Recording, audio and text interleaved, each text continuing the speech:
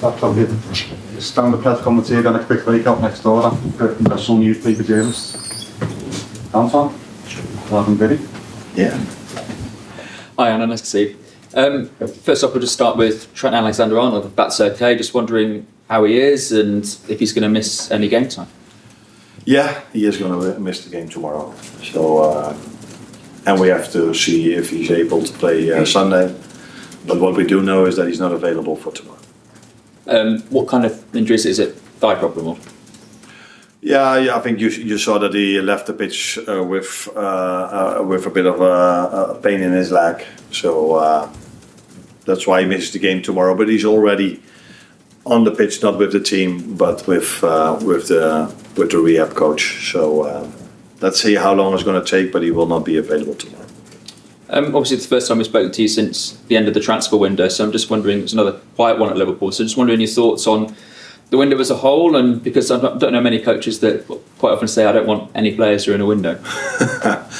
I don't know, but maybe there are not many managers that have such a good squad as I have. So I've said it many times, we have a very good squad, and if you look at the league table, I think the players have shown that the trust we have in them was correct, and we don't have, apart from Trent now maybe for a few days, but we don't have many injuries, not long-term injuries, in moments that the windows is opened.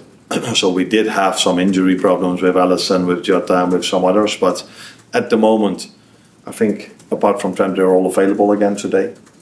So then there's not a reason to add something to the team unless you have a chance in the market. But yeah, that's something we saw last time with the goalkeeper we brought in, which is not here, but we did brought him in because we saw there's a chance in the market.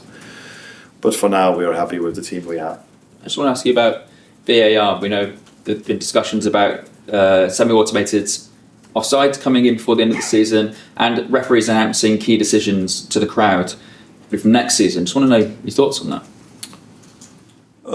For me, that's not necessary because I see when the referee makes a decision, I go 2 steps backwards and I see the live coverage of everything, but that's probably not available for every fan in the stadium. So if the fans like it and it's something nice for the fans, then let's do this. I wonder if we're all going to like this, but yeah. For me, it's not necessary, but if the fans really like it, let's continue with this.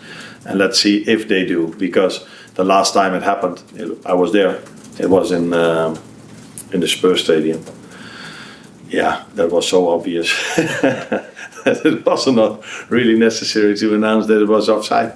I think the one where we were all more interested in, why didn't he give the second yellow card? And that is something he didn't have to explain. But I think maybe if he would have explained and it was in disadvantage for the home team, then maybe there comes even more pressure on the referee. So I wonder if it's a good thing for the referee because he's already under a lot of pressure in every game from the home fans. And I think this him explaining if it's against the home team would even add more pressure in the next and the next and the next decision he has to make. But they always tell me they are very well trained for this, which I am certainly not, because if I have to blow my whistle during a training session, then I'm always like, okay, he's a bit frustrated, let's give him the free kick for the next time. But so I will probably not be a good referee. But yeah, that's my opinion about it. That's that. Mike? Hi Arne, different game, different competition, different circumstances, but in terms of a reference point for the game against Tottenham, how valuable was that match against Bournemouth? Because it had a real cup-tie feel to it in terms of the ebb and flow of the game. Yeah, but I think every game we play, every training session we have, we are trying to work on our habits. And what I mean with that is we have to do as much thing in the right way as we can, and every time after the session we have a post-match, after the game or the session we have a post-match meeting and we tell them what they did well and what they can improve. As a result of that, we are hoping that they're going to make steps during the season constantly to come as close as we can to the perfect game in the end of the season. So a game like this definitely helped, but it's the same Forest away or the same away against Brentford. We learn from every single game we play because every single game we are faced with different challenges, and the more challenges you face, the better you are ready for the next one. It's kind of like half time in the tie after the 1-0 defeat at Tottenham. It's unusual for Liverpool to be behind in terms of since you took over this season. Do you have to prepare the players mentally for the game against Tottenham, the second leg, because it is different territory, and to go behind at Anfield, all of a sudden it becomes a really tall order, not impossible, but more difficult?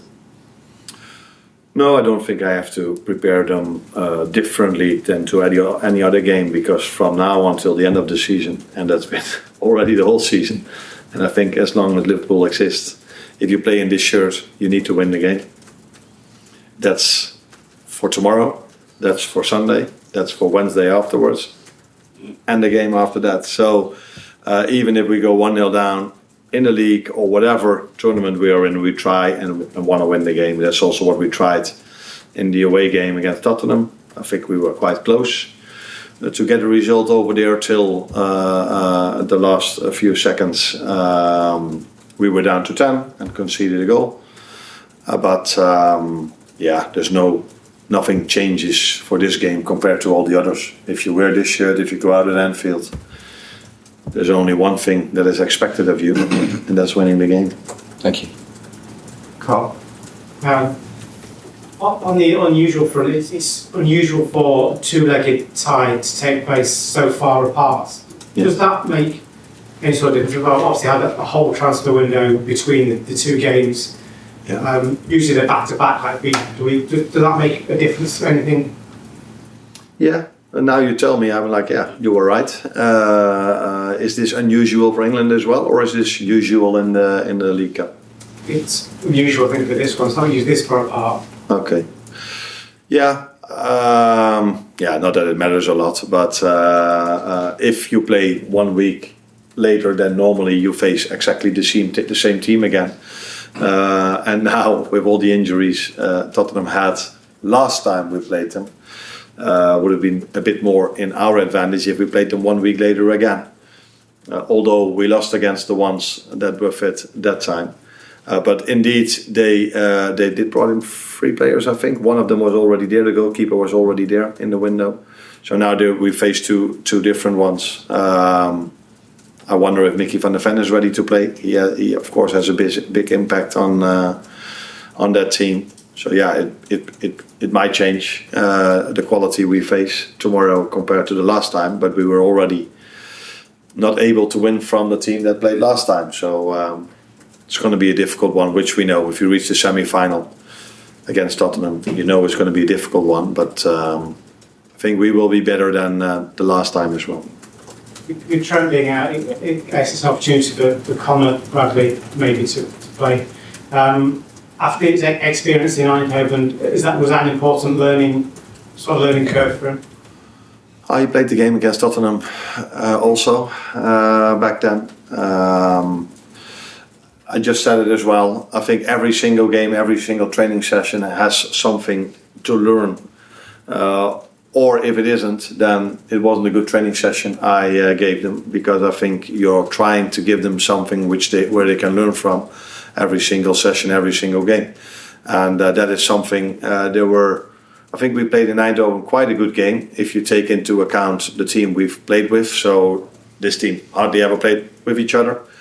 But we did concede 3 goals, and if I then take a closer look at those 3 goals, I don't even think we did much wrong, but only some small details, and that is something at the level like PSV or tomorrow. If you do a small detail wrong, you can concede a goal, and that's also something. The feedback we gave Conor, and he wasn't involved in every goal, but he was in one, in my opinion, where he didn't follow the overlap aggressive enough, and that led to I think the 3rd goal. Hi Arne, you've spoken previously about your desire to get more goals and chances for your number nines. In the last 6 games, the starting number nines only had 4 shots on target from nearly 400 minutes. However, in those 6 games, you've also had a goal from Jota, 2 goals from Nunes of Brentford and 2 from Gakpo from that central position on the pitch. So are you happy for your central striker to be more of a facilitator, or are you still trying to get them more goals? I will be happy if that player becomes both. So facilitator, nice word. I didn't know that one yet. And scoring goals himself. That's again what we want to achieve in the end. But I also saw the penalty from Cody where Lucio as a 9 played a part without even touching the ball. So he dragged the centre back out, which led to the fact that Cody was in a 1v1. And he made a deep run and got tripped, which led to the penalty. So, in the end, you want attackers, midfielders to score. We've spoken about our attacking midfielder as well. We need to get goals from many positions, including centre backs that can score from set pieces also. So that's what I just said. We are trying to work on the training ground and with the feedback we give them after the game to make the team better and better and better. And in the end, the number 9 should be a facilitator, like a winger, but a winger and a 9 should also score goals. Thank you. Any last one for Will? Just asked about the goalkeeper situation. I made his decision. Obviously, Queen is playing this competition a lot, plays Allison in the first leg, so do you know what you can do there? I know, but the 2 goalkeepers don't know yet. So if I'm going to leave this room, I'm going to go to the media next door, and then afterwards I'm going to inform the goalkeepers which decision I've made. Just on your squad, you said it's only Trent out. That means you do have to leave players out your squad on the match day. As a manager, I guess that is the luxury you want, but how do you go about that news? Because obviously Chiesa and Gomez missed out at Bournemouth. Yeah. How do you deliver that and keep them upbeat to keep them going? Yeah, that is one of the only things I don't understand here in England. So everywhere around the world and in Europe as well, when we play Champions League, we can take 23 players to the game. And we are here in a country where we play the most games, especially like the likes like Aston Villa, us, Arsenal, Chelsea, all the ones that are playing in Europe. And we have the League Cup over here and the FA Cup. So we play so many games. So if you are able to play all these games, you need a big squad. That seems to be fair to me. And then one of the things is so important for a manager. So to pick the first 11 is difficult, but to tell someone that he's not even in the squad makes it even harder. So I don't understand why we don't go to 23 in this country, because this country plays the most games everywhere around the world, and we only have 20 players that we can take to the game. So it's not for that game, because 9 substitutes are more than enough, but to keep the dressing room going. Because you need more than 20 players in this country because we play so many games. Do you then understand what I mean? Yeah. So it's not for this one game, it's more as a team like us or Arsenal, all the ones that play Europe, you need more than 20 players. So why can't we bring 23 players to the game instead of 20? But since it is the rule over here, that is probably going to be the most difficult decision I have to make for tomorrow, not the first 11. But to leave someone out that works so hard on a daily basis, that wants to be involved in the game as well, and not even taking him to the game, that's the hardest decision for me to make. Yeah. Well done. Very good. Thank you.